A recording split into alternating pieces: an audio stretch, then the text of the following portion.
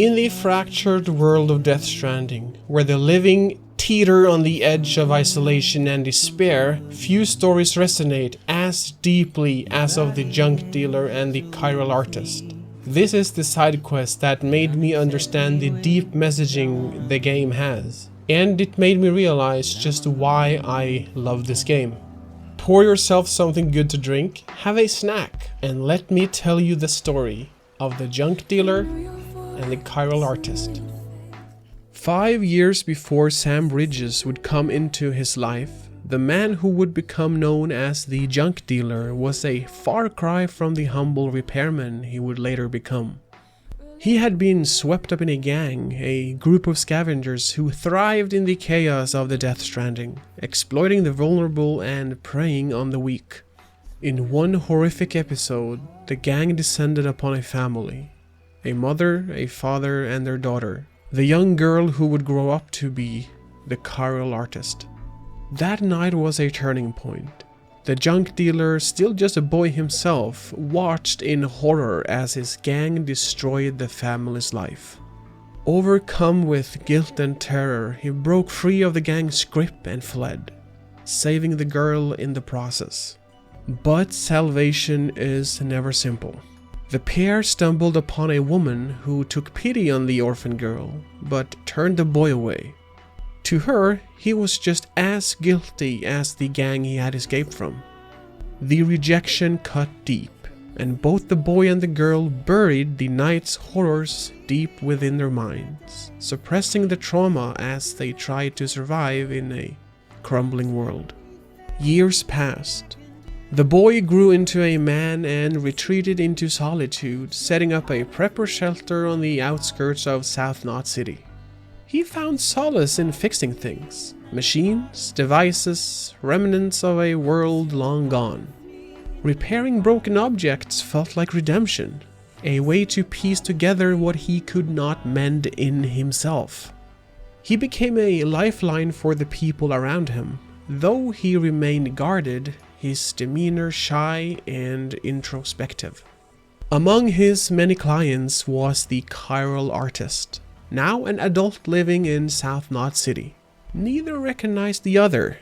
The haze of repressed memories obscured their shared past. One day after the junk dealer repaired a piece of gear for her, she offered him a gift. An hourglass crafted from delicate chiral crystals. And for the first time he felt seen, appreciated. It wasn't just a payment or a like. It was a token of gratitude, and it stirred something long dormant within him. He fell in love. But happiness in the world of Death Stranding is fleeting. The famous terrorist attack, orchestrated by Higgs and his followers, devastated South Knot City. When the dust settled, the junk dealer believed the chiral artist had perished. Consumed by grief and rage, he abandoned his work as a repairman and turned to scavenging, embracing the moniker of the junk dealer. His sorrow curdled into bitterness, and he blamed Fragile Express, Bridges, and the rest of the porters who just worked to reconnect the fractured world. To him, they were the ones who had incited the terrorists.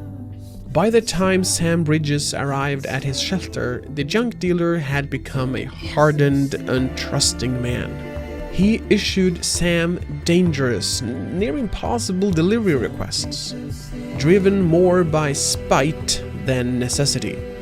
But Sam's persistence cracked his armor. Through Fragile, Sam learned that the chiral artist had survived the attack.